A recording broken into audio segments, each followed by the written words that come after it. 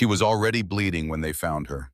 Not from fear, not from carelessness, from a choice she had made 47 minutes earlier in the dark alone with a piece of metal in her left shoulder and a man dying in her arms.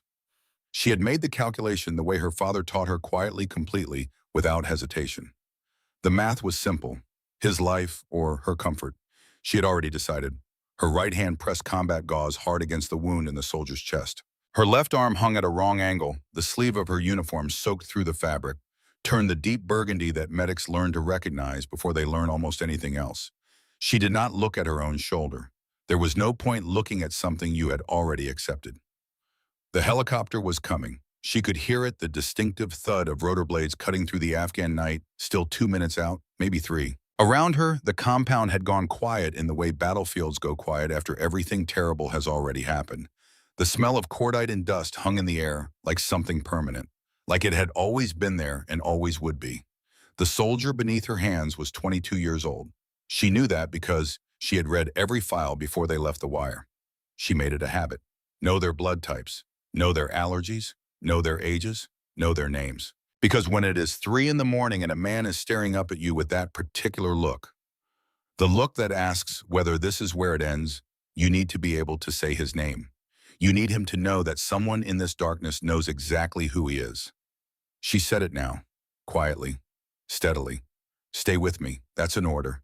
She had not slept in 29 hours. She had not eaten since morning. Her body was performing a muted, insistent screaming that she had learned over years to set aside the way you set aside an alarm clock when you already know you have to get up. She breathed in. She breathed out. She kept both hands where they needed to be. The helicopter grew louder. 72 hours earlier, none of this had happened yet.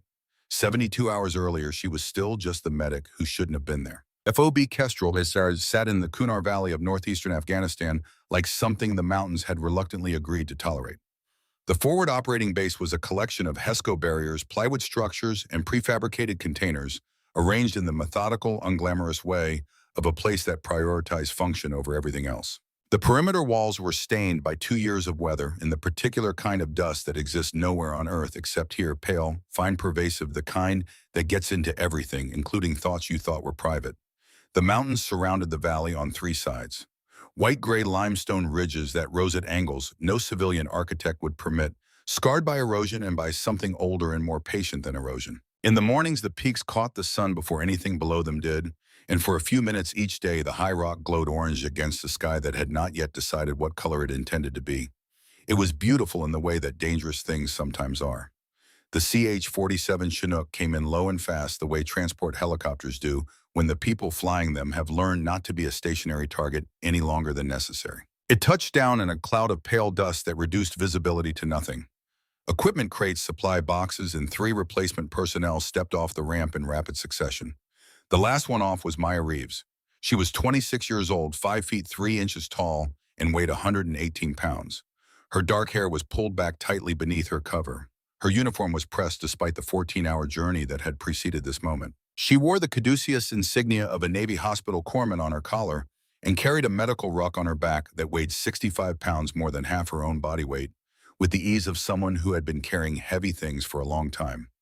She stepped off the ramp and immediately looked up. Not at the FOB, at the ridgeline. She stood there for 4 seconds, studying the high ground the way people study things they want to understand before those things understand them. Then she looked back down, adjusted the strap on her left shoulder, and walked toward the operations center without speaking to anyone. Staff Sergeant Cole Briggs was sitting on an ammunition crate outside the motor pool when she passed. He was 34 years old, broad across the shoulders, with the settled confidence of a man who had survived several things that should have killed him. He watched her walk past with the easy appraisal of someone who had been in this part of the world long enough to have opinions about who belonged here. He looked at the medic who had just stepped off the Chinook. He looked at the man sitting next to him. Someone put the wrong person on the wrong bird. Lance Corporal Cody Marsh, 21 years old and 4 months into his first deployment, started to respond. But Gunnery Sergeant Wade Olson appeared from around the corner of the motor pool at that exact moment, and something in Olson's expression suggested that whatever Marsh was about to say should probably stay unsaid. Olson watched Maya Reeves walk toward the operations center. His face gave away almost nothing, but his eyes tracked her with the attention of a man who has learned to notice things before he has decided what to think about them. Olson had been in the Marine Corps for 22 years.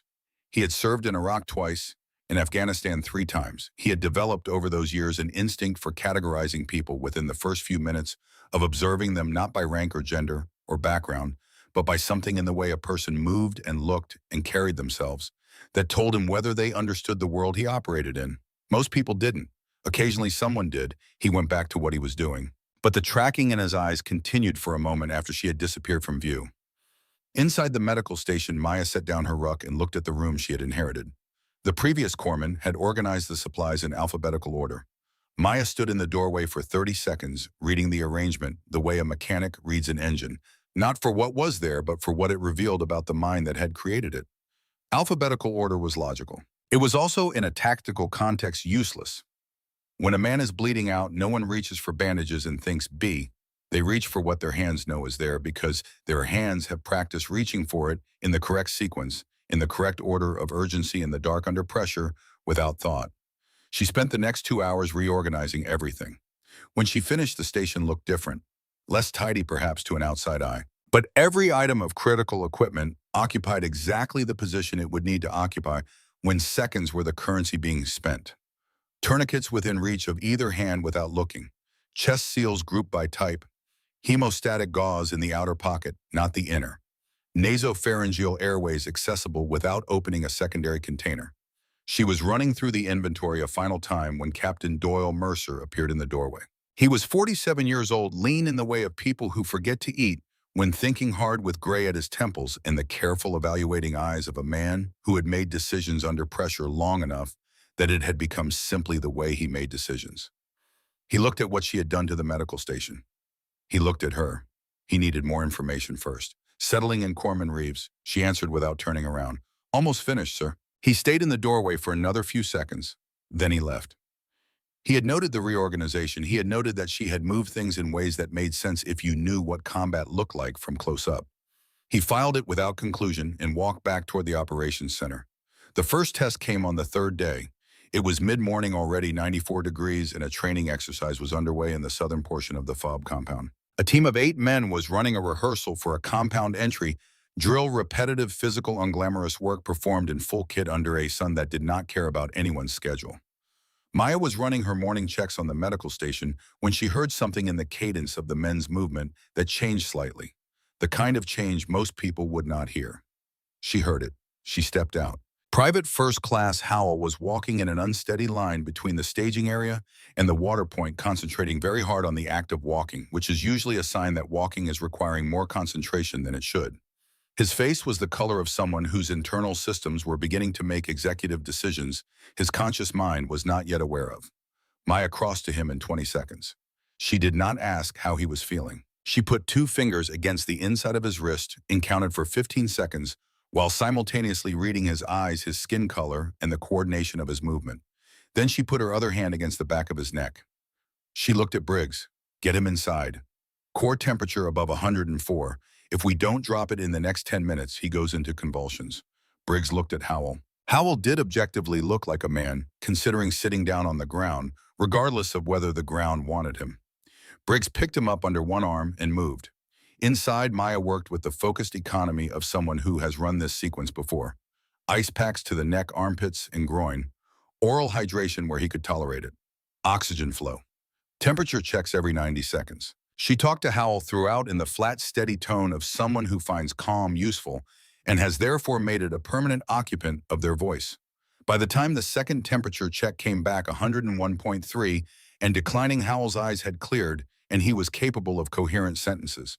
Briggs stood near the back of the station watching. He had the expression of a man revising a calculation he had not known he was performing. He went back outside without saying anything. But he walked slightly differently than he had walked in, and Olson standing near the entrance noticed. Later that evening, Olson found Briggs cleaning his rifle near the wire. He sat down without being invited. A silence of the comfortable kind passed between them. She knew before he did, Olson said. Briggs kept his attention on the rifle. Could be training, Briggs said. Olson said nothing else. The second test came that night without warning, the way second tests always do. A vehicle returning from a resupply run struck a section of uneven ground at speed. The impact was not catastrophic by the standards of this part of the world, But Lance Corporal Denton Greer had been positioned at an angle when the vehicle lurched and the compression had done something significant to his chest. By the time they got him to the medical station, Greer was breathing in the rapid, shallow, increasingly desperate way that indicates the body is working extremely hard to accomplish something it is failing to accomplish. His trachea had deviated slightly to the left. His breath sounds on the right side were absent. Maya was in the station when they brought him in on her feet before the men carrying him had finished explaining what happened. She didn't need them to finish. Tension pneumothorax. She was already moving. Needle decompression. Second intercostal space. Hold him still. What followed happened in something very close to darkness. The station's primary lighting had not yet been switched on. She worked by touch and position and the coordinates of a human body she had studied until they were as familiar as the geography of her own hands. The needle found its mark. The sound that followed air escaping where it had been trapped was one of the more reliable sounds in trauma medicine. Greer's breathing immediately changed, shallower to deeper, faster to slower, the shift of a man coming back from a place he had been very close to not returning from. Olson had followed the men in. He stood near the door where the darkness was slightly less complete and watched. He watched the positioning of her hands. He watched the absence of hesitation. He watched the way she spoke to Greer, throughout steady, quiet, informative. Not the way someone speaks to calm a person down, but the way someone speaks who knows that information is itself a form of stability. When it was done, Olson stepped out without speaking. He walked to the eastern wall of the FOB and stood there looking out into the dark. He had known a few people like her in his career, not many. The specific qualities she had, the kind of competence so deep, it has stopped being something performed and become simply something present. He recognized it the way you recognize a dialect you grew up around but have not heard in a long time. It told him things. He was not yet sure what to do with what it told him. He would watch. He had learned that watching was almost always more useful than speaking. The fourth day was a Thursday. Thursdays at FOB Kestrel were by informal tradition the days the team ran range qualification and live fire refreshers. The mountains to the east provided natural sound dampening beyond 600 meters, making the range practical, without advertising the FOB's position to anyone on the ridgelines paying attention. Maya was not scheduled for the range. She walked there anyway. She told herself it was a perimeter check. She told herself she was cataloging sightlines from a medical positioning standpoint, identifying locations where casualties might need to be reached quickly. This was true. She was doing all of those things. But it was not the complete truth, and she had been in the habit of honesty with herself long enough that she acknowledged this quietly and kept walking. The range was occupied by 8 men running carbine drills at 200 and 400 meters. Mercer stood off to the side, observing the way commanders observe when assessing readiness. Briggs was running the session with the energy of someone who finds this kind of work genuinely satisfying. Marsh was at the 300-meter line, working through positional shots with an expression of profound concentration that suggested he was not confident in the results. At the 400-meter target, Marsh settled into prone, made his adjustments, and fired. The round hit the outer ring. He was off by approximately 18 inches. He knew it. Maya, standing 60 feet away, looked at the wind flags placed at 200 and 300 meters. She looked at the angle of the flags. She looked at Marsh's position. She looked at the target.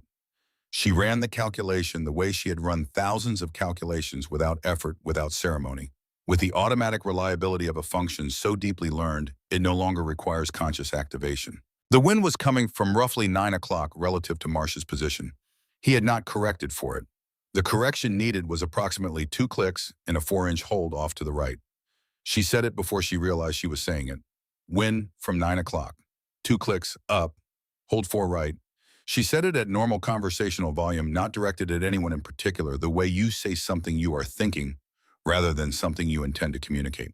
But in the partial quiet between shots, several people heard it. Marsh heard it. He looked over his shoulder at her with an expression somewhere between confused and curious. Then, with the practical instinct of someone who will try anything if his alternative is another miss at 400 meters, he made the adjustment. He fired. The round hit center mass. The range went slightly quiet in the way that ranges go quiet when something unexpected has occurred and people are deciding how to process it. Briggs was looking at her. His expression was not the easy dismissal of the first day. It was something more uncertain, the expression of a man whose original calculation has been complicated by new data and who is not yet sure what the new calculation should look like. Mercer, from his position off to the side, had heard. He looked at Maya for 3 seconds. Then he looked back at the range. Later, after the session had ended and the range cleared, Maya walked through the rifle station alone on her way back from the northern perimeter. She was not planning to stop. She had not given herself permission to stop. The M24 SWS was in its rack on the western wall. She saw it the way you see something you have been trying not to look at and have finally in an unguarded moment looked at anyway. She stopped walking. She stood there in the quiet of the empty station at a distance of approximately 8 feet from the rifle and looked at it. Not with want, exactly. With a complicated recognition of someone for whom a thing is both deeply familiar and deeply off limits. Like a door to a room in a house where you grew up, a room that has been closed for years for reasons decided by grief and love in approximately equal measure. She had been 10 years old the first morning her father set a rifle in front of her on a bench at the back of their property in Laredo. He had not been a man who wasted words on preamble. He placed it there and looked at her. "Before you touch it, tell me what it is." "It's a rifle," she had said, a .308. He had looked at her with the expression of a patient man who is also a precise man. "Tell me what it is." She had thought about it. She was 10, but she had been listening to him since she was old enough to listen, and she understood already that her father did not ask small questions. "It's a tool," she said eventually. "It does what the person holding it decides to do." He nodded. "And what does that make the person holding it responsible?" He smiled. He did not smile frequently. When he did, she kept the memory of it the way you keep things that might need to last a long time. They shot every weekend for 6 years. Through Texas summers that turned the air into something you waded through rather than breathed. Through the year, her mother got sick and then got better. Through the year, he deployed to Iraq for the second time and came back thinner and quieter and more careful with everything he said. Until she was 16 and he was gone again, this time to Afghanistan, and then one November morning in 2011, a Marine in dress blues came to their house in Laredo, and after that there were no more weekends. Her mother had asked only one thing. In the weeks after in the house that had become full of silences, that used to be full of her father, her mother looked at her and said with a quietness that was itself a form of devastation, "Promise me you won't." She had promised, because it was what her mother needed, because grief asks for things and love provides them. Because she was 16 years old and the man who had taught her to be steady was gone, and being steady was the only thing left she knew how to do for the people still there. 8 years. She had kept that promise for 8 years. Her finger moved. It was not a conscious decision. It was the movement of a hand that had made this particular motion thousands of times, reaching for something that had spent years occupying the space where that motion expected something to be. Pure muscle memory. The oldest kind of knowing, the kind your body maintains independent of what your mind has decided. She caught herself, pulled her hand back, let her arm fall to her side. She turned and walked out of the station without looking back. But she had not been alone. Wade Olson had come in from the far end of the structure, silent in the way of men who have spent careers learning to move quietly there to check on equipment that needed a part ordered. He had seen her stop. He had seen her look at the rifle. He had seen the movement of her hand and the moment it arrested and the deliberate quality of the way she turned and left. He stood in the empty station after she was gone. He looked at the M24 in its rack. He looked at the doorway she had walked through. He had a picture now that he hadn't had before. It wasn't complete. There were gaps, shapes he could not yet define. But the outline was becoming visible the way outlines do when enough pieces have assembled themselves in the same space. He did not say anything to anyone that evening, but something in him had made a decision he had not yet put into words. Outside the mountains held the last of the day's light for a few minutes longer than anything below them did. The ridgelines burned orange and then faded to gray and then to the deep darkness of a sky with no competition from electricity for miles in any direction.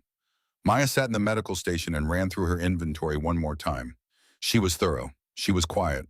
She did not look toward the western wall, but her hands resting on the edge of the supply table were absolutely still.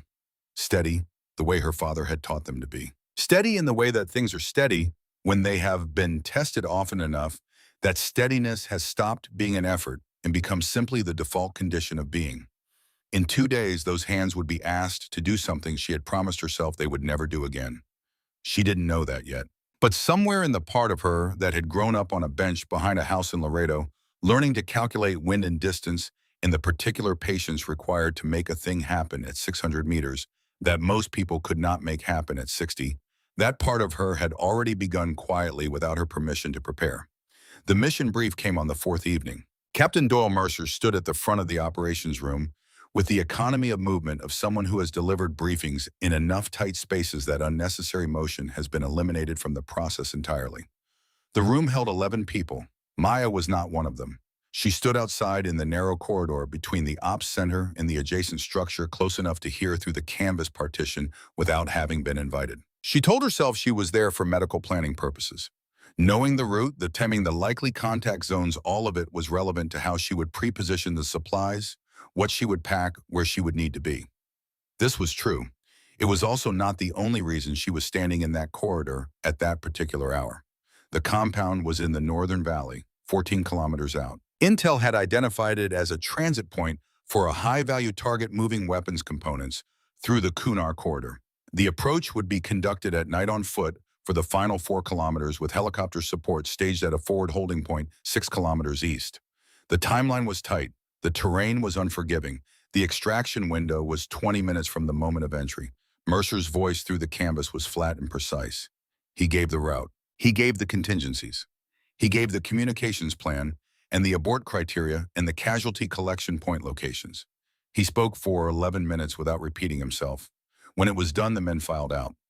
Mercer came last. He found Maya in the corridor. He looked at her for a moment.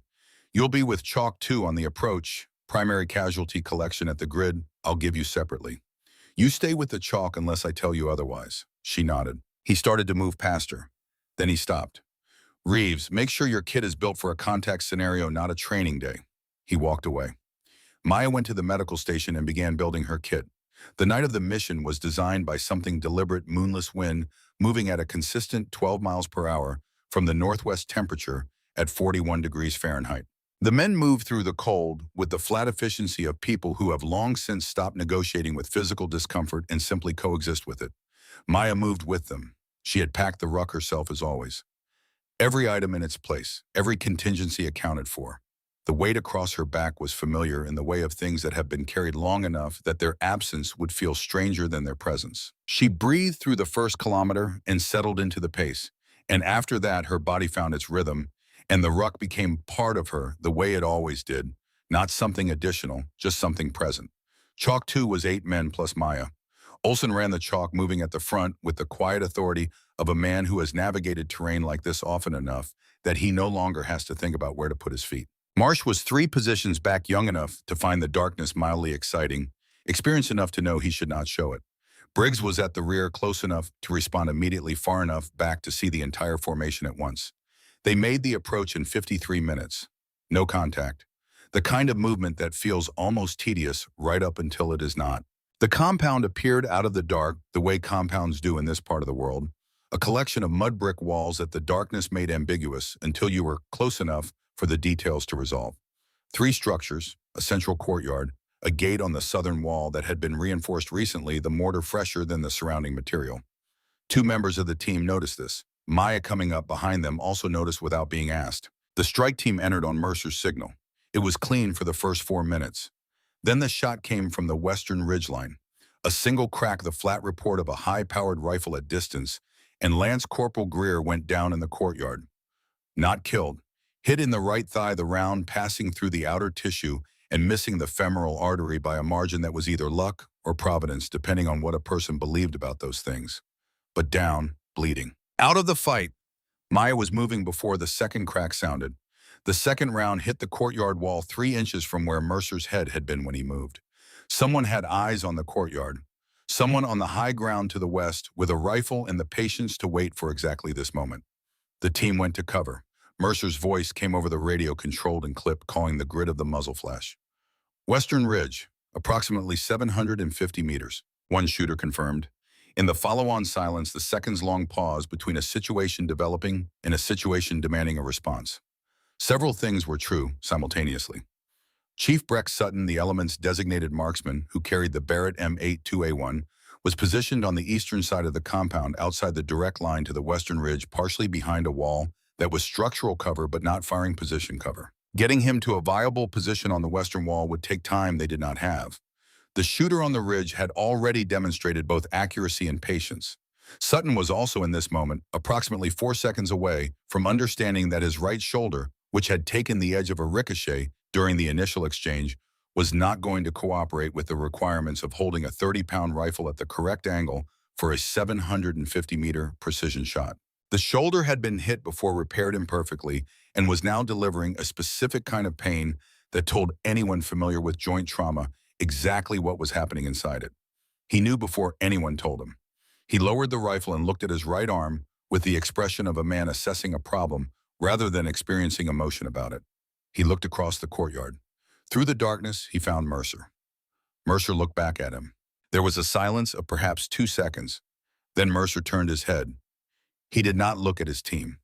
He looked at Maya Reeves crouched against the northern wall, both hands pressed against the tourniquet she had just cinched on Greer's thigh, Greer stable and conscious, the immediate crisis managed. Mercer did not say anything. He simply looked at her in the specific way of a commander who has run through his options and arrived at one he had not predicted. Maya finished the knot on the tourniquet. She checked Greer's eyes. She told him to keep his weight off the leg and stay low, and she would be back. Then she stood up. She crossed to Sutton. She looked at his shoulder. She looked at the Barrett M82A1 on the ground beside him. She picked it up. The rifle weighed 29 pounds unloaded. It was 23 inches longer than the M24 she had shot as a teenager. The .50 caliber BMG round it fired was a different category of physics from anything she had trained on. More energy, more recoil, more demand on the body behind it. Her father had shot a Barrett twice and had come home from the range on those evenings moving slightly differently from usual, carrying the experience in his body the way you carry something that demands to be respected. She got into position on the western wall behind a section of parapet that gave her a firing rest and the necessary elevation angle. She settled the bipod. She found the scope. 750 meters.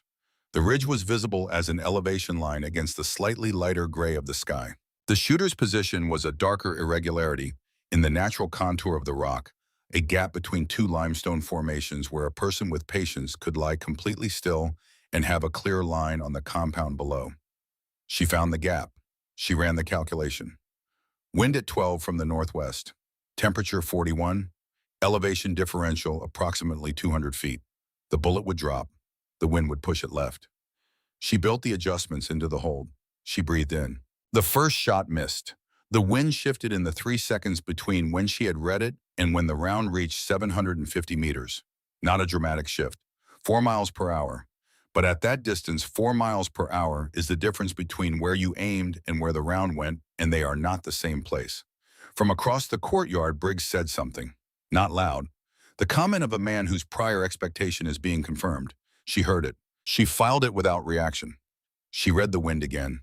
She thought about the approach march, about how the wind had felt against the left side of her face for the last kilometer, about the way the dust had moved off the courtyard walls when the firefight started.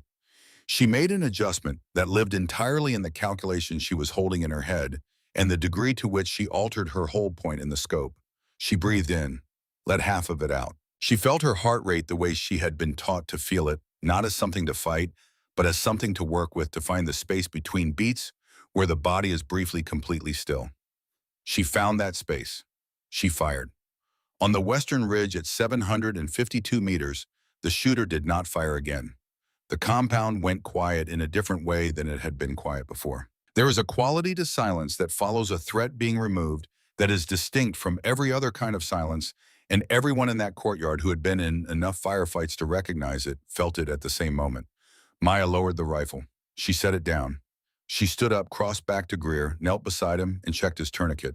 His eyes looking up at her were complicated in a way that would have required a long time to fully describe. She said nothing to him. She checked the wound, confirmed the tourniquet was seated correctly, and began preparing him for movement. Behind her, 11 men were processing what they had just seen in 11 different ways. Some of those ways were loud internally. Some were quiet, and all of them involved a significant revision of something. Briggs was standing near the eastern wall. He was not moving. He was looking at the western parapet where she had been positioned, and his face was doing something that his face in all the time anyone at FOB Kestrel had known him had not previously done. Something in the vicinity of recalibration, the kind that doesn't announce itself, the kind you can only see if you know what to look for. Olsen knew what to look for. He found it. He said nothing. They extracted without further contact. The entire return march happened in near total silence. Not the tactical silence of men maintaining noise discipline, the different silence of people who are thinking. In the days that followed, no one spoke to Maya directly about the shot, but conversations happened. Briggs found Olson at the vehicle maintenance bay the morning after they returned. He sat down. He was quiet for a moment in the way of someone building towards something. 750, Briggs said, wind shift mid-flight. She recalculated and fired in under 4 seconds. Olson was working a wrench on a fitting that didn't particularly need working on. First shot missed, Briggs said. Olson set down the wrench. She didn't flinch, Briggs said. Most people, first shot goes wide, there's a moment. She just read the wind again and shot. Olson looked at him. Where do you learn that? Briggs said. Not the mechanics, the composure. Olson picked up the wrench again. Same place you learn anything real, he said, from someone who already had it. Briggs sat with that for a moment. Then he stood up and walked away without asking the follow-up question. He had been in the Marine Corps long enough to recognize when an answer had already been given. Mercer pulled her file again. He read it more carefully this time, with the focused attention of a man looking for something he suspects is there, but has not yet found. The file was clean in the way that told him what was absent more clearly than what was present. Qualified marksman, M16 and M4, score 98 of 100. No sniper qualification, no assigned marksmanship designation. Nothing in the training record that would account for a 750-meter shot under combat conditions with a weapon she had not been certified on. He set the file down. He did not reach a conclusion. He acknowledged that he did not have enough information to reach one. Marsh asked her directly. He had never been the kind of person who found indirection efficient. He found her in the medical station on the second morning after the mission doing inventory in the way she always did, methodically without haste, each item verified and replaced in its position. He stood in the doorway for a moment. Then he came in and sat on the edge of the supply table. Where did you learn to shoot like that? She continued the inventory. My father taught me. He waited to see if there was more. Who was he? She closed the supply box. She looked at Marsh for a moment with the expression of someone deciding how much of a true thing to say. He was a Marine, she said. He's gone now. Marsh nodded. He had the instinct at 21 to ask the next question. He also had enough situational awareness to recognize that the question had already been answered in the quality of the silence that followed, and that asking it out loud would be adding noise where it wasn't wanted. He got up and left. It was Chief Breck Sutton who asked the question she had not been expecting. He had been in the medical station for 2 days by then. His shoulder stabilized through the first critical night, the joint managing better than the first assessment had suggested it would, though not well enough for operational duties. He was a patient, the way experienced operators usually are, cooperative, uncomplaining, deeply bored, and possessed of an attention to his immediate environment that even convalescence did not diminish. Maya had been checking his shoulder twice daily. The routine had established a quiet between them, not the awkward silence of strangers, but the functional quiet of people comfortable enough not to require constant verbal maintenance. He watched her work. She worked. Occasionally he made a dry observation about something, and she replied with a short precision that in a restrained way came close to being funny. On the second morning he said something that was not a dry observation. Thomas Reeves was your father. She was wrapping the shoulder. Her hands did not stop. How did you know that? He let a moment pass. The way you shoot, the way you read wind, the way you were positioned on that parapet. There's a specific technique in the way you set the bipod and build the natural point of aim that I've only seen one other person use. He called it loading the position. I never saw anyone else call it that until I watched you do it. She finished the wrap. She secured the edge of the bandage. She set both hands in her lap. Tell me, she said. Her voice was level, completely level. The voice of a person who has decided they are ready to hear something and has made the internal preparations necessary to hear it without coming apart. He looked at her for a moment. Then he looked at the wall. In honesty, she recognized the act of looking at a wall when saying something difficult, carrying the weight of it, without performing the grief.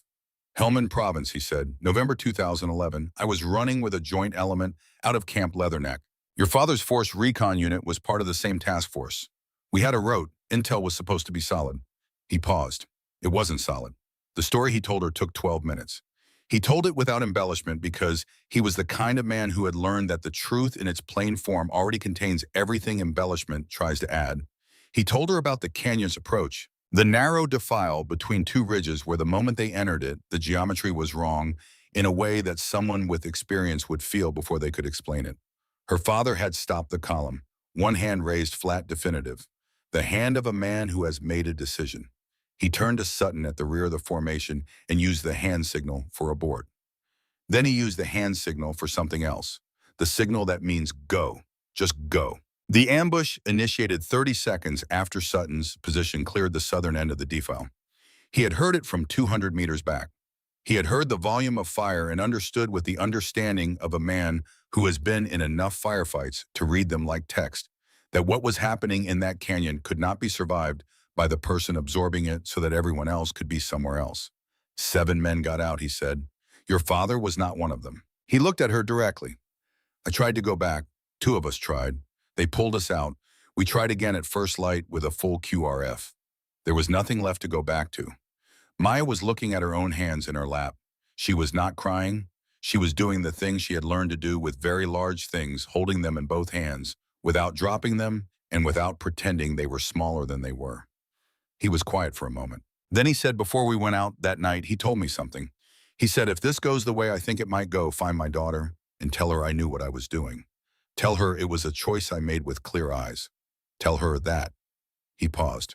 I tried to find you. Twice. Both times the contact information in his file was outdated. His unit records were in processing, then sealed, then in a review cycle. I filed a request with Casualty Affairs in 2014 and again in 2016. Both times I got acknowledgement letters and nothing else. He looked at her. When I heard your name on the assignment manifest, I thought I had misread it. Then I saw you on the range. Then I saw you on that parapet with the Barrett. And I knew I hadn't misread anything. The medical station was quiet in the way of small rooms when significant things had been said inside them. Maya sat with what he had given her, not trying to rearrange it, not trying to make it smaller or larger than it was, just holding it. She said he knew it was a setup, Sutton. He knew it was possible. The geometry of that canyon was wrong enough that he made the call he made. She said he chose to absorb it. Sutton looked at her steadily. He chose, he said, to make sure the rest of us didn't have to. She nodded slowly. The nod of a person not agreeing with something, but acknowledging the weight of it. The nod of a daughter who has spent 8 years building a version of her father's death inside her head, a version containing all the information she had been given, which was not enough, and none of the information she was hearing now, which was what had been missing, and is revising that version in real time. She stood up. She was steadier than he expected. Than most people would have been. She said, you've been looking for me for 8 years. He said, your father asked me to find you. That made it an obligation. She looked at him for a moment. There was something in her face that was not gratitude exactly, though gratitude was part of it. It was the expression of a person who has spent a long time carrying a weight they didn't know how to name and has just been told the name. She put her hand on the top of the supply cabinet, just for a moment. Then she took it away. I need to run my inventory checks, she said. I'll be back this evening for the shoulder. He nodded. She walked out of the medical station and across the compound and through the gate in the eastern wall to the narrow open ground between the perimeter and the maintenance sheds. She stood there for a while. The morning air was cool and carried dust and the distant smell of the valley. The ridgeline stood above everything in the permanent way of ridgelines. She thought about a morning in Laredo when she was 12 years old and her father had made her lie in prone position for 20 minutes without firing, just breathing, just learning what it felt like to be still. She had asked him why. He said because the stillness has to come before anything else. You can't build accuracy on movement. You build accuracy on stillness, and then movement comes after. She had been still for 8 years. The second confirmation of what she was came 2 nights later. New intelligence had identified a position on the eastern approach corridor where a Taliban marksman had been placed to monitor FOB movement. The position was a natural feature, a shelf of rock at approximately 1,100 meters that provided a clear line of sight to the primary exit route while remaining nearly invisible from ground level. He had been patient and professional. He had not fired frequently. But twice in the preceding week, movement outside the wire had drawn rounds close enough to enforce a particular kind of caution on anyone needing to leave through that corridor. The situation was straightforward in its problem and complicated in its solution. 1,100 meters was not a distance that rewarded anything less than genuine precision. The conditions that evening, wind gusting to 18 miles per hour from the northwest, ambient temperature dropping light, flat, and directionless under an overcast sky, made genuine precision a requirement rather than an aspiration. Mercer found Maya in the medical station. He told her what the situation was and what the range was and what the conditions were. Then he waited. She said, I'll need 10 minutes to set up. He nodded and left. She packed her kit and then crossed to the rifle station and took the Barrett from its rack. She handled it without ceremony. The weight was familiar now. familiar in the way of a thing you have made peace with rather than a thing you have always loved. She carried it to the northern parapet and spent 8 of her 10 minutes simply reading the environment. The wind, the way dust moved at 200 meters, and the way it moved at 500. The temperature against her exposed skin. The light.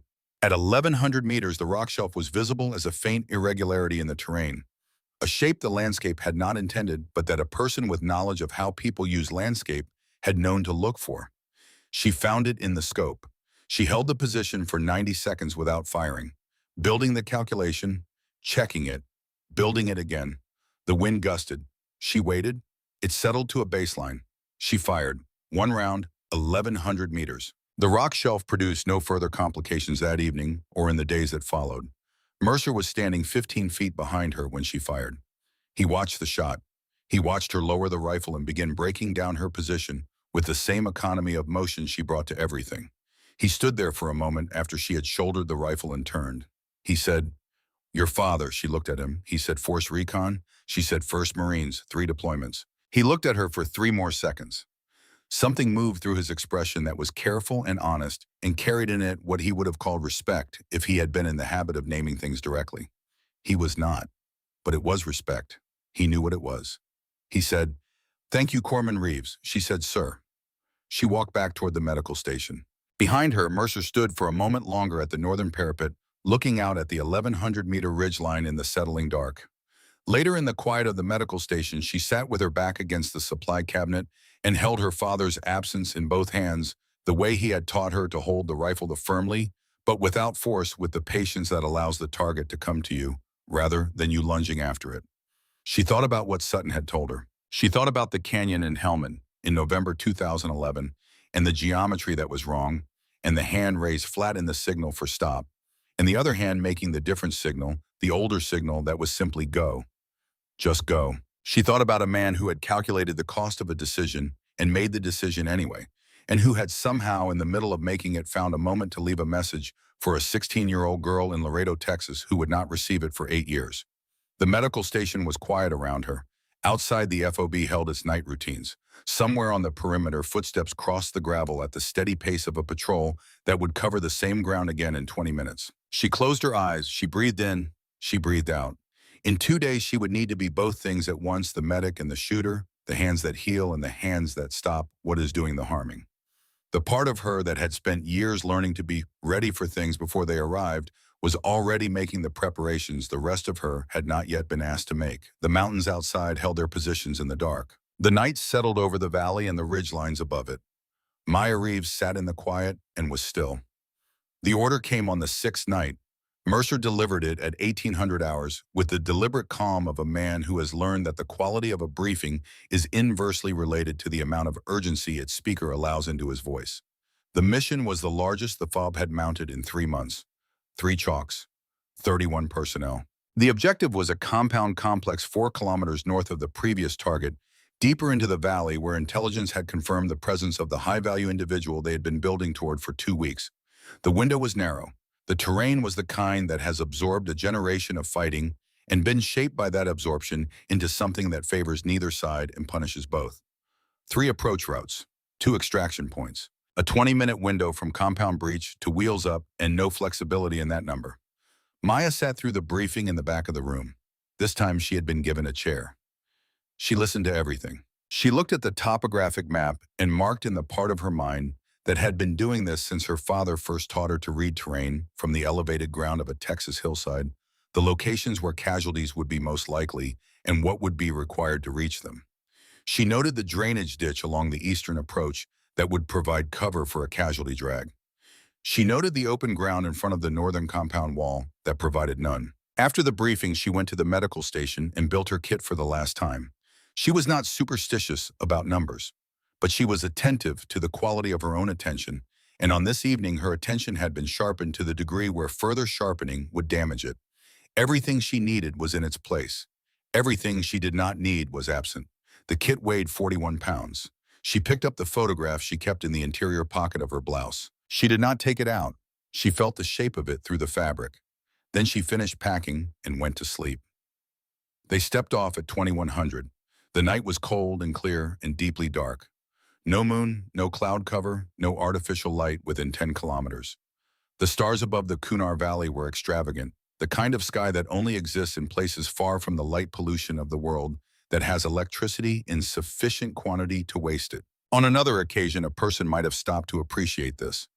No one stopped. Maya moved with Chalk 2 in the middle of the formation. Olsen at the front. Marsh 3 positions back carrying the extra medical kit she had handed him before they stepped off, no explanation given. Briggs at the rear. She felt the ground through her boots the way she had learned to feel it, reading the texture and angle and stability of each step, making the micro-adjustments that keep a person upright in rocky terrain at night without breaking noise discipline. The approach took 58 minutes. No contact. The compound resolved out of the dark at approximately 100 hours, and the 3 chalks separated into their designated approach vectors with the wordless efficiency of people whose bodies have rehearsed the separation enough times to perform it while their minds are occupied elsewhere. The first 4 minutes were clean. The IED was buried under the northern approach path, approximately 30 meters from the compound wall. It had been placed with patience and professional knowledge of where a force approaching from the south would direct its lead element. The trigger was pressure activated. The 4th man's left boot found it at 0104.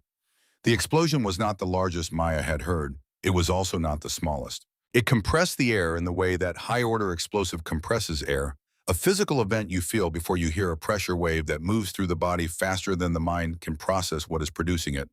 The night fractured into noise and dust in the particular chaos that follows any event that eliminates all prior assumptions about how the next 60 seconds will unfold.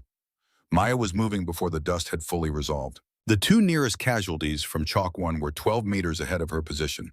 She covered the distance at a run low using the compound wall's shadow for what cover it offered.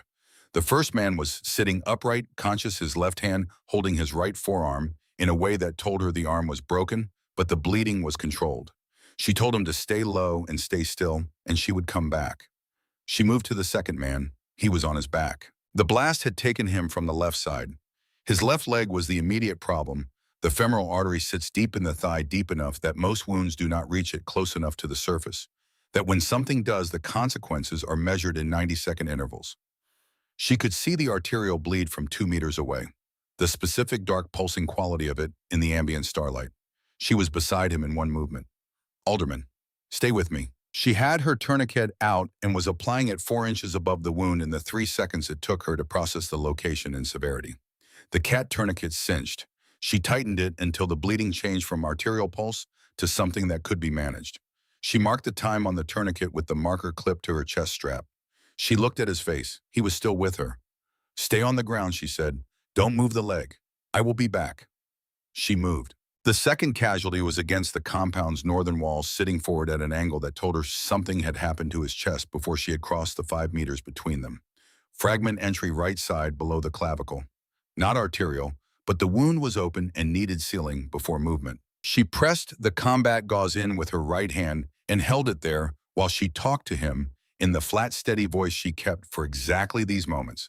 Not the voice of comfort, but the voice of information, because men under fire respond to information better than they respond to comfort, because information tells them someone in the darkness has a plan. She held the seal until his breathing changed from labored to something that could sustain him to the next stage of treatment. She marked him yellow. She moved. Chalk 3 had breached the eastern wall and was pushing through the compound interior. Radio traffic told her the primary target had been confirmed inside the northern structure. The timeline was moving. Then the second sniper opened up. The position was the eastern ridgeline above and behind Chalk 3's approach. The range was significant, 1,400 meters at minimum, possibly further. The first round hit the compound wall 6 inches above the head of the Chalk 3 commander. It was either an adjustment shot or a warning, and in either case it functioned as the same thing, a message that the eastern ridgeline belonged to someone who was going to make the extraction timeline very difficult. Chalk 3 went flat. 8 men against the eastern compound wall. Unable to advance without presenting themselves to a shooter they could not see at a distance, they could not effectively return fire across. Maya heard the report. She processed it in the 2 seconds she had between finishing her work on the chest casualty and moving toward the next. She turned her head and found Olsen. He was already looking at her. She said nothing to him. She looked at the Barrett M82A1 that had been brought on this operation and now sat on the ground 12 feet away, its carrier redirected to a position on the southern wall that did not intersect with a 1,400-meter firing line to the east. She said to Olson, "Stay with him. Keep both hands on the dressing and don't change the pressure." She placed his hands on the dressing she had applied. She felt him take the pressure. Then she stood up and crossed to the Barrett. 1,400 meters. She had not fired at 1,400 meters. It was a distance that existed in the upper range of what was physically possible with this platform under ideal conditions, and the conditions on this night in this valley were not ideal. Wind variable. Temperature dropped 4 degrees since they had stepped off. Light insufficient for the kind of optical clarity that makes long-range precision straightforward. None of this changed anything. She found the parapet of the eastern compound wall the only elevated firing position providing a line to the eastern ridge. She settled the bipod. She found the scope. She began reading. 1,400 meters of atmosphere is a significant quantity of atmosphere.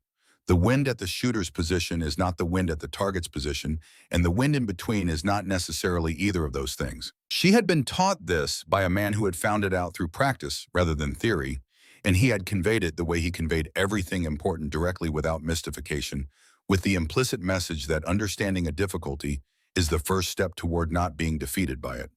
She read the near wind from dust movement at 200 meters. She read the mid-range wind from vegetation on the valley floor where it was visible. She read the far wind from the way the ridgeline's loose surface materials caught the starlight at irregular intervals. She assembled these 3 readings into a single calculation that was not entirely precise and could not be entirely precise and was as close to correct as the available information allowed. She breathed. She fired. 1,411 meters away on a limestone shelf above the eastern approach corridor, the firing position stopped producing fire. Chalk 3 began to move to home. Maya lowered the rifle. She set it down, stood, and went back to Olson and the man they were both working to keep alive. She was halfway back across the open ground when the muzzle flash appeared from the rooftop of the western structure inside the compound, a position that had not been cleared that no one had anticipated being occupied 12 meters from her current location with a clear line to everything in the central courtyard. The round hit her. She understood within the first second of understanding that she had been hit because she triaged herself the way she triaged everyone else without sentiment, without panic, with the flat, honest assessment of what was present and what it meant. The fragment had entered her left shoulder from a lateral angle driven by a near miss that had partially detonated against the parapet behind her rather than finding a direct path. It was in the tissue. It had not hit bone. It had not hit the subclavian artery, which she knew because she was still upright, and her blood pressure was still providing her with functional consciousness. It hurt in the specific way of things that the body registers as damage, but that the body's emergency systems override in favor of continued operation. She had heard this described before. She had treated people in this condition before. She had not until this moment been in this condition herself. She kept moving. In the space between the western structure and Olson's position in the 2 seconds it took her to cross that ground, she extracted the hemostatic gauze from her outer chest pocket, the pocket she had placed it in specifically because it was accessible with either hand, and pressed it against her left shoulder with her right hand. She pushed it in. The pain elevated sharply and then plateaued at the level where the body's chemistry makes decisions about what to do with information of this kind. She tied the gauze in place using a length of self-adhesive bandage she had positioned for one-handed access. She bit down on the end to hold it while her right hand made the wrap. She pulled it tight with her teeth and her right hand simultaneously. 41 seconds. She went back to work. Alderman first. She checked the tourniquet. The bleeding had been controlled. His color was poor but stable. She elevated the leg against a section of fallen wall and gave him the information he needed in the flat, steady voice. "You're going to be fine. The tourniquet is holding. Do not touch it. Do not move it. When the helicopter comes, tell them ACM2 Reeves applied it at 0107. He nodded. His eyes were clear enough. She moved. Corporal Briggs found her at the next casualty. He came across the courtyard at a low run with the energy of a man who has made a decision and is executing it before he can talk himself out of it. He dropped beside her without being asked and held the position she needed held while her hands worked. He saw the bandaging on her shoulder. She felt him see it. He started to say something. She said, "How many are left outside the wall?" He processed the redirect. "2," he said, "east side of the breach." She said, "When I'm done here, you go first and I follow." He nodded. Whatever he had been about to say about her shoulder went somewhere else and stayed there. They worked through the remaining casualties in a sequence that Maya would later be unable to remember with perfect clarity, not because it was unclear at the time, but because it was the kind of work that happens below the level of narrative, where the body has taken over from the mind and is executing what has been trained into it with a reliability that conscious thought would actually interfere with. She moved, she assessed, she treated, she moved again. Her shoulder delivered its consistent report, and she acknowledged it and continued. The radio told her the primary target had been secured. The radio told her the extraction helicopters were 12 minutes out. The radio told her things she processed and used and did not stop to feel anything about. Marsh appeared beside her at the next casualty. He had the extra kit she had given him before they stepped off. He had it open and was already reaching for the correct items in the correct order, in the way of someone who had been paying attention to how this was done since the first time he had seen it done. She did not tell him he was using the kit correctly. There was no time for that. But she noted it in the part of her that noted things, and she moved him to the left side of the casualty where his angle was better, and they worked together for 90 seconds in a silence that was entirely functional. The helicopters came in at 0149. The landing zone was the cleared ground south of the compound. The two aircraft settled into the dust with the commitment of pilots who have learned that hesitation in a hot zone costs more than speed. The rotors did not stop. The ramps came down. Maya moved alongside the flow of personnel toward the aircraft, not boarding but moving alongside, checking, assessing, clearing each person through with the cognitive inventory she had been running since 0104. The man with the broken arm, the man from Chalk 3, whose face wound was managed. Alderman carried by two men, tourniquet visible on his thigh, conscious, making eye contact with her as he passed. She checked him one more time as they loaded him. She looked at the tourniquet. She looked at his face. "Tell them 0107, she said. He said, "I know, you told me." She said, "Tell them again." The ramp went up. The aircraft lifted. The second helicopter received the remaining personnel. Briggs was the last man to the ramp. He turned at the top of it and looked back. She was standing in the clearing south of the compound in the rotor wash, the dust moving around her in the violent way of things being disturbed by forces larger than themselves. Her left arm was at an angle that was not quite right. The bandaging on her shoulder had darkened through. She was standing very still in the way of someone applying considerable internal resources to the act of standing. Marsh was beside her. "Doc," he said, "you need to get on the helicopter." She looked at the departing aircraft. She looked at the compound behind her. She ran the inventory one more time with the focused completeness that had been her operating mode for the past 47 minutes. She ran it the way her father had taught her to run every check, not quickly, not carelessly, not as a formality, but with the genuine intention of finding anything still present that needed her. She found nothing. Everyone was accounted for. Everyone who needed treatment had been treated. The compound was cleared. The intelligence objective had been achieved. The eastern ridgeline was no longer producing fire. Every casualty was on board or walking. She had run the inventory to its end. Then she stopped running it. Her left knee went first, then the right. She was aware of the ground coming toward her and of being unable to do anything useful about that fact. And then the ground was where she was, and Marsh was beside her and her saying her name, and she was looking up at the Afghan sky with its extravagant stars and thinking in the specific way of a person whose body has finally presented its bill that this was a reasonable place to stop for a moment. Marsh's face appeared above her. She said, "Is everyone accounted for?" He said, "Yes, everyone." She said, "Good." Then the stars went away. She came back to consciousness in stages, the way consciousness returns when the body has borrowed deeply from its reserves and is repaying the loan in installments. First the ceiling, then the sound of the medical station's equipment, then the quality of light that comes from LED strips positioned along the canvas ridgepoles of a field medical facility. Then the IV line in the back of her right hand, the drip of the bag, the measured cadence of a monitor. Someone was beside her. She turned her head. The medic was young. He had the expression of someone who has been sitting with a responsibility for several hours and is experiencing significant relief at its reduction. He said, "Don't move yet. You've been out for 6 hours." She took this information in. She processed it the way she processed information with implications, not dismissing it, not panicking, simply incorporating it into the current picture and assessing what the current picture required. What it required was for her to be upright. She sat up. Her left shoulder communicated its situation with considerable specificity. She acknowledged the communication and swung her legs off the cot. The medic stood. He began to say something about the fragment still being present. in the surgeon's recommendation, in the follow-up imaging that had been scheduled, in the considerable inadvisability of what she was currently doing. She put her feet on the ground. She stood up. The world adjusted itself briefly and then settled into its correct orientation. She breathed in. She breathed out. She found her footing. She walked toward the entrance of the medical station. She pushed back the canvas flap and stepped out into the morning light. What she saw stopped her where she stood.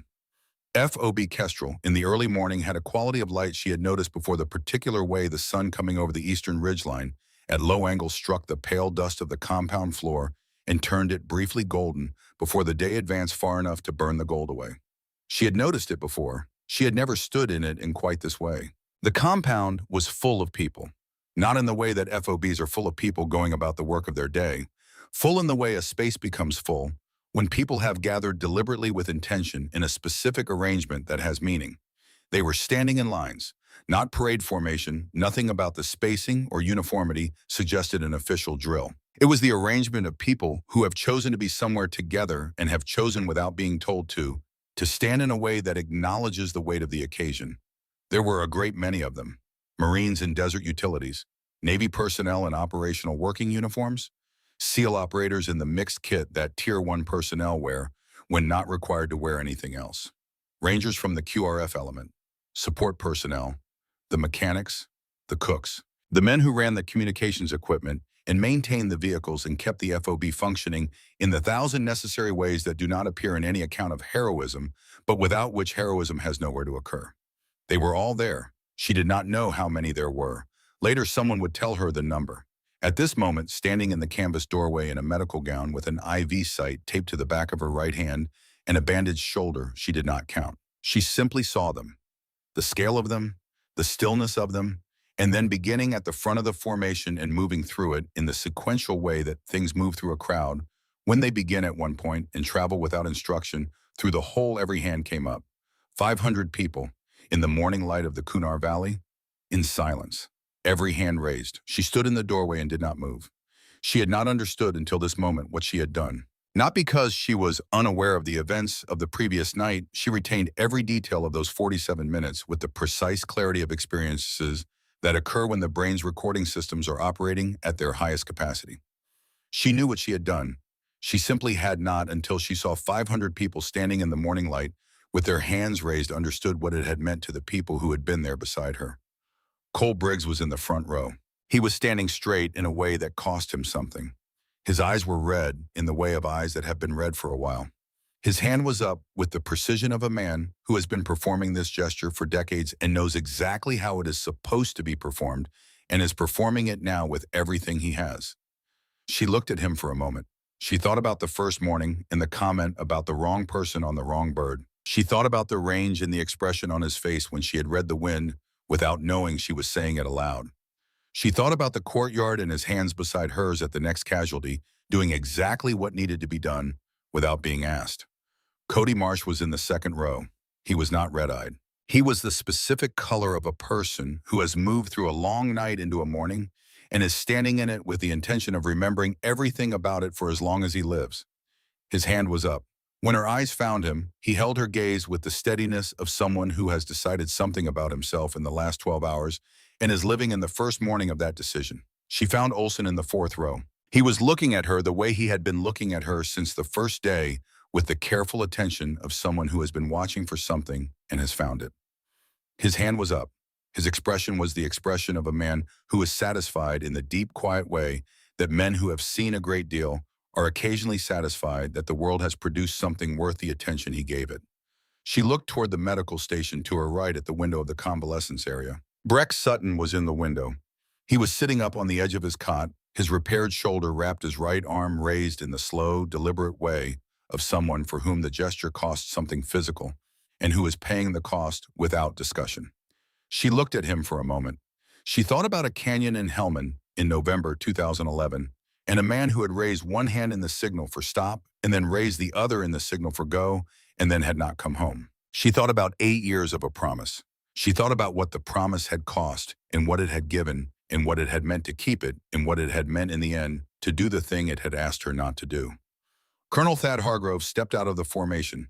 He was 56 years old and walked with the bearing of a man who has spent most of his adult life in uniform and has been shaped by that uniform into something that cannot be easily separated from it. He carried a box in both hands, the specific small box covered in dark navy cloth that anyone who has attended a military awards ceremony will recognize before the lid is opened because the size and the covering tell you before anything else what is inside.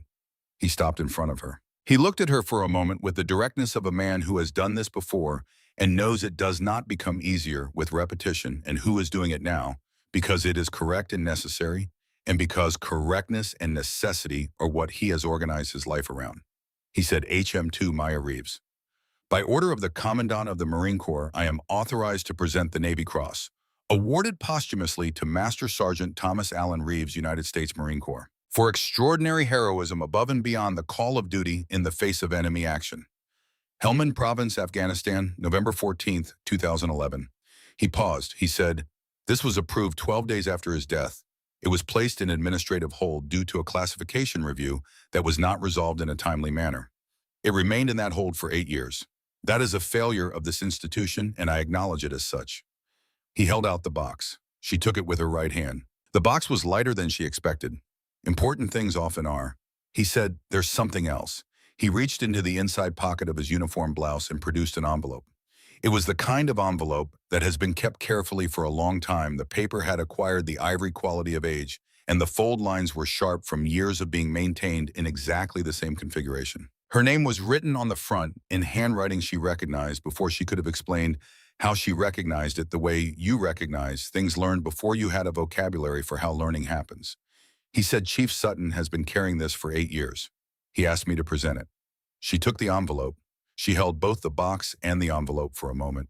Then she opened the box. The Navy Cross lay on its dark lining. A gold cross patée with an eagle at the center suspended from a navy blue ribbon with a thin center stripe. It caught the morning light with the flat honesty of metal made with care. It was not ornate. It was not intended to be ornate.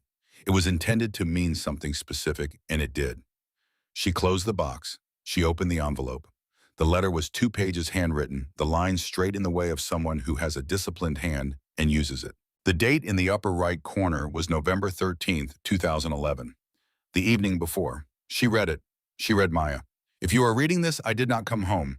I want you to understand that I am writing this not because I believe I am not coming home, but because a man who is responsible for other people prepares for the things he does not want to believe. That is what responsibility requires. She read, I have been trying to think about what I want to tell you, and I keep arriving at the same few things. The first is that you should not spend your life being angry on my behalf. What I do with clear eyes. The cost of a decision is not a reason to refuse the decision. You know this. I taught you this. I taught you this because I believed it, and I believe it now, and I need you to believe it too. She read the second thing is about the shooting. I know your mother will ask you not to. I know you will agree because you love her, and because in grief love makes promises. That promise came from the right place. Keep it as long as it serves the right place it came from. But when it stops serving that place, when keeping the promise becomes about fear rather than love, I give you my permission to let it go. You were built for both. The hands that can heal are the same hands that can protect. One does not cancel the other. They were always meant to work together. She read the third thing as the simplest. I am proud of you in a way that I have not always known how to say out loud. You have always been braver than me. You just did not know it yet. She read heal when you can, fight when you must, and remember that steady does not mean unfeeling. It means you feel everything and you do what needs to be done anyway. That is the only kind of steady that matters. She read I love you. That is not past tense. Love does not observe tense. I love you in whatever form I am in when you read this. Do not forget that. She folded the letter. She placed it carefully into the front pocket of her medical gown over her sternum, where it would rest against her chest. She looked up. 500 hands were still raised. The morning light was still gold. The mountains stood above everything in the permanent way of mountains. She raised her right hand. In the front row, Briggs exhaled. It was barely audible. In the context of what surrounded it, it was the loudest thing in the compound. Marsh in the second row did not look away. He had decided to remember this, and he was remembering it. Sutton at the window held his arm up for another 3 seconds. Then he lowered it and sat back against the wall and looked at the ceiling with the expression of a man who has carried something for 8 years and has just set it down in the right place. She stood in the morning light with her hand raised and her father's letter against her chest and his medal in her right hand and the Kunar Valley spread out below the ridgelines and 47 minutes of the previous night still in every muscle of her body.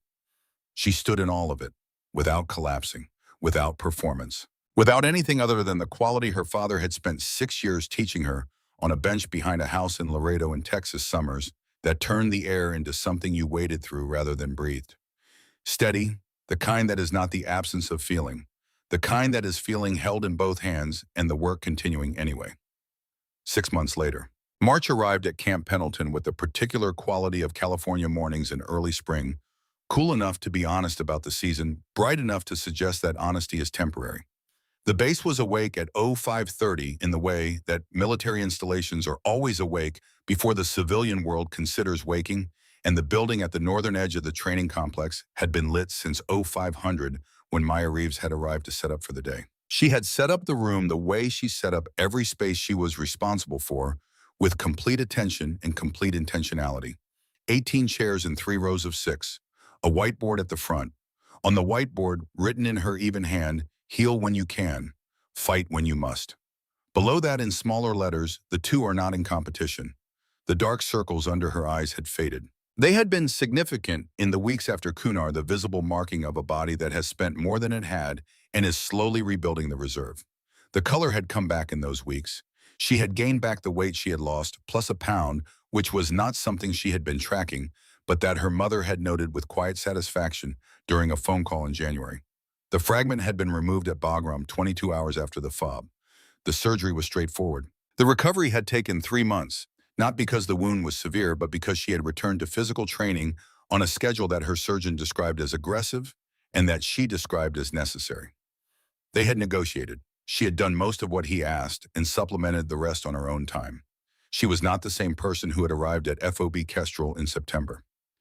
This was not a dramatic observation. She had not been transformed in the way of stories that require a person to become unrecognizable to themselves. She was recognizable.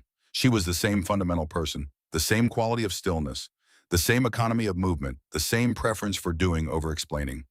But some of what had been locked inside that stillness had been opened, and the opening had not weakened it. It had given it more room. She stood at the whiteboard and looked at the 18 chairs. They began arriving at 0630. Young men and women in Navy working uniforms, some of them uncertain in the way of people who are new to a thing and not yet sure what the thing requires. Some had heard things about the instructor. The things they had heard varied in accuracy but were consistent in one respect. She was not someone who wasted your time, and she expected the same in return. She looked at them as they settled into the chairs. She looked at them the way she had learned to look at things that mattered, with the attention that is itself a form of respect. She picked up a marker. She pointed at the board. The first line, she said, means that your primary function in any situation is to preserve life. Every tool you have, every hour of training you have, every decision you make begins with that. If a person can be saved, you save them. Full stop. She moved to the second line. The second line means that the first line is not always sufficient. There are situations where the thing killing your people is still present and still acting, and the only way to protect the people you are responsible for is to stop the thing that is threatening them. In those situations, you do not set aside your role as a healer. You carry both roles simultaneously. The hands that can do this thing and the hands that can do that thing belong to the same person. They are not in conflict. They were always meant to work together. She paused. I am not going to tell you this is easy. It is not easy. It asks something of you that is uncomfortable to be asked. But I will tell you something my father told me when I was young. The discomfort of being asked to hold 2 difficult things at once is not a sign that you are doing it wrong. It is a sign that you understand the weight of what you are holding. She looked at the 18 faces looking back at her. He was right about that, she said. He was right about most things. She set the marker down. Let's start, she said. On the drive back across Camp Pendleton that evening, she pulled into the lot beside the training facility and took her phone out. She had a habit recently established of calling her mother on Tuesdays and Thursdays. It was Tuesday. Her mother answered on the second ring. They talked for 30 minutes about the classes. About the curriculum, the Marine Corps was reviewing for potential expansion to 3 additional installations, which Maya mentioned without particular emphasis, and which her mother received with the particular emphasis that mothers applied to things their children mentioned without it. about the weather in California and the weather in Laredo, about the small domestic details of her mother's life that were the connective tissue of the relationship, and that Maya had learned over the past 6 months to value with a specificity she had not previously applied to them. Before they hung up, her mother said, "He would have liked to see this, what you are building." Maya looked out the windshield at the California evening. The light at this hour had a warmth different from the light of Kunar's softer, less ancient feeling, the light of a place that has not been a battlefield in living memory. She appreciated it. She had not always appreciated it. She said, "I know." Her mother said, "I think he already knows." She didn't answer that. There were things she had decided to hold without converting them into language, and this was one of them. She held it the way her father had taught her to hold the rifle firmly, steadily, without force. She said goodnight. She put the phone away. She sat in the quiet for a moment. Then she reached into her jacket pocket and touched the envelope that was always there now. Its ivory paper familiar under her fingers, its fold lines sharp from years of careful keeping by a man who had believed in honoring what he had been asked to carry. She did not take it out. She had read it enough times that it was inside her in the way things become inside you when you have carried them long enough with enough attention. She simply acknowledged it. The way you acknowledge the presence of something that matters. On her phone, one new email. SOCOM, Monday, 800. Bring kit. She read it twice. She put the phone in her jacket pocket. She started the car. The road back ran along the perimeter of the training fields, where tomorrow morning 18 people would sit in 18 chairs and she would stand at the front and give them the things that had been given to her by the man who had understood from the beginning that a person built right is not built for one thing. The California evening moved past the windows. The light faded by degrees into the deep blue of the hour before full dark, and the first stars appeared above the Pacific, and she drove through the quiet with both hands on the wheel and the road ahead long and clear. Steady, both hands, ready.